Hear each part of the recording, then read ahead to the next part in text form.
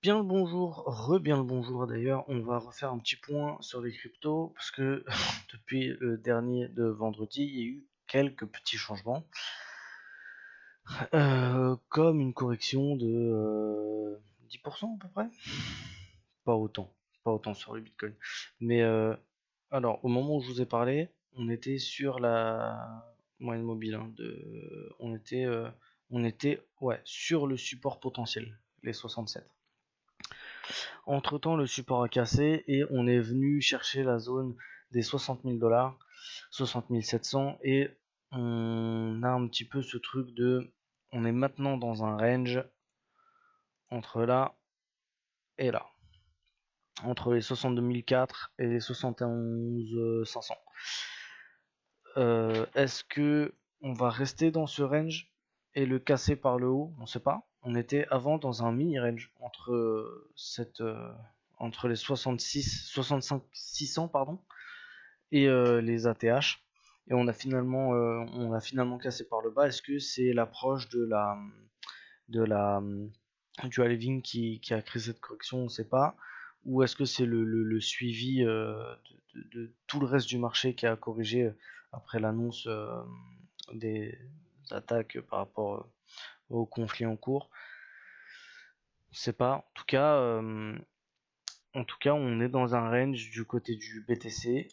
Sur Ethereum, et ben on a fini par faire je crois que j'en avais parlé d'ailleurs. On a fini par faire l'objectif du drapeau cassé, hein. Il y avait le mât, un canal et bah, ça faisait 50% de Fibo. Donc je vais essayer de vous retrouver l'extrait où j'avais fait cette analyse là, mais bah du coup elle a été finalement approuvée. Donc bah voilà, on corrige un petit peu partout, on se replie un petit peu sur des zones d'intérêt un petit peu partout, comme le flow qui est sur une zone polarité, support, support, cassure, résistance, résistance, cassure, support.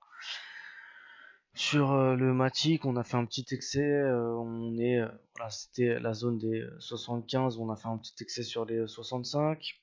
Sur le Solana, le nouveau patron, bah, c'est un petit peu pareil. On a fait quand même un double top qui était le haut de range. On a cassé le bas de range qui était donc la ligne de coup. Et si on reporte la hauteur du range, hop, et ben on a fait largement l'objectif. On a même, alors oui, on s'est pile stoppé sur les 138 qui était l'ancien, bah ça fait support, résistance. Support en octobre 2021 et résistance en janvier 2022. Et là, ça vient se stopper net sur cette zone-là. Et on a même fait une petite mèche sur le support oblique très très très long terme. Depuis octobre 2023, on était aux alentours de 20 dollars. Un Solana à 20 dollars. On a fait support, support, support, support, support, retouchette, excès et on repart. Donc on est un petit peu sur des zones d'intérêt un petit peu partout. Est-ce que voilà, là j'ai pas envie de dire que c'est le moment de racheter, mais euh, bah, en tout cas on est sur des projets solides avec des prix un petit peu plus attractifs qu'avant ça. Donc pourquoi pas en profiter pour rentrer pour ceux qui ont les moyens de le faire. Le DOT qui est aussi sur une magnifique zone. Ça avait fait résistance en août 2020. Support en janvier 2021. Support en juillet 2022. Résistance octobre 2022. Résistance février 2023. On casse janvier 2024, on sera plus dessus, et là on sera plus dessus. Donc c'est un truc qui tient quand même depuis le début du DOT. Donc vraiment pas mal cette zone.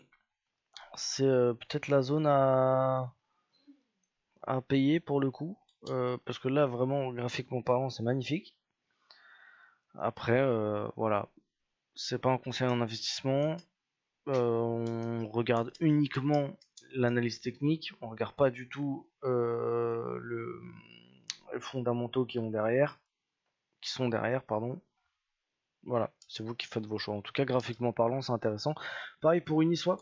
Uniswap qui est venu rechercher son espèce de haut range qui était très très sympa et, et qui nous fait un pullback de l'enfer.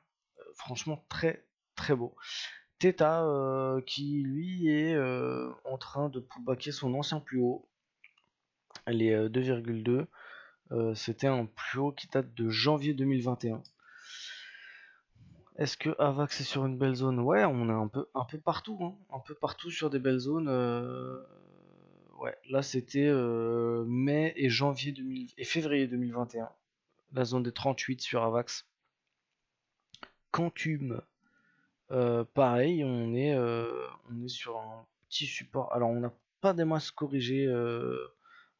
La plus grosse bougie corrective, c'est finalement une toupie. Finalement, il n'y a que de la mèche qui a corrigé, mais c'était pas mal.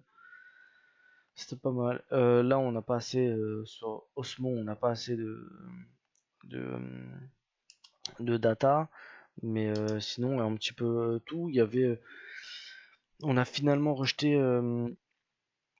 la zone, le haut de range sur le LTC, mais sinon, voilà, le BIM. On est encore là, on a finalement fait un espèce de gros pullback sur le haut de range. On en parlait d'ailleurs la première vidéo où j'ai fait le premier BIM. Et bah j'en parlais déjà de ce. J'avais mis la petite flèche verte pour dire que potentiellement on pourrait venir chercher les, la zone de l'ancien range. J'avais dit que j'y croyais pas trop parce que ça faisait une correction de 33%. Bon bah finalement fallait quand même un peu y croire quoi. BNB pareil, on est venu chercher cette petite zone de l'ancien bottom, les 500. XRP bon, on va pas en parler. Mou du genou depuis le début, depuis que voilà, il y a eu l'histoire judiciaire avec la SEC. L'impression que ça a un petit peu essoufflé la fanbase cette histoire. Mais en tout cas, on est sur une zone potentielle assez cool. Est-ce que c'est le moment de recharger? Pareil, ça c'est vous qui décidez selon vos finances, mais en tout cas graphiquement, on est sur des très très belles choses. Des gros replis sur des supports long terme, très très sympa. Je vous ferai une vidéo, cette fois-ci c'est promis, un truc qui dure genre 1 heure et demie, qui passe en revue toutes, pas toutes, mais une grande majorité des cryptos avec un point de vue analytique comme je fais là maintenant, mais sur plusieurs centaines de cryptos. Mais là tout de suite je vais pas avoir le temps, donc on va aller à l'essentiel, voilà, les 10, 15 plus grosses majeures, et c'est déjà pas mal. Je vous souhaite une très très bonne journée. On va faire tout de suite un point sur les actions. Et voilà, donc à tout de suite.